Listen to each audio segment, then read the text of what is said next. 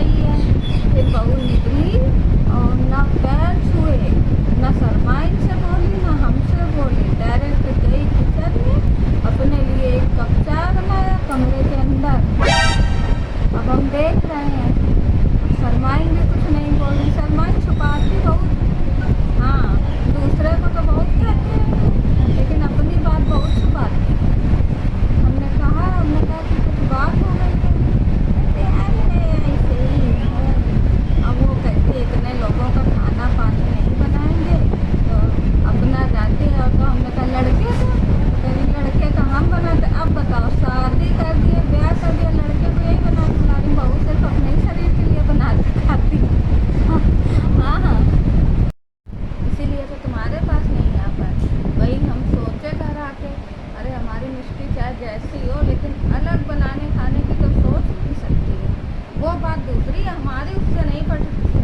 हमारे वो दूसरे रहते हैं विचार, उसके विचार दूसरे रहते हैं, लेकिन काम पूछ के ही करेगी। मम्मी जी खाना क्या बनेगा, मम्मी जी चाय बना दे, मम्मी जी कोई आता है तो उसका मान सम्मान।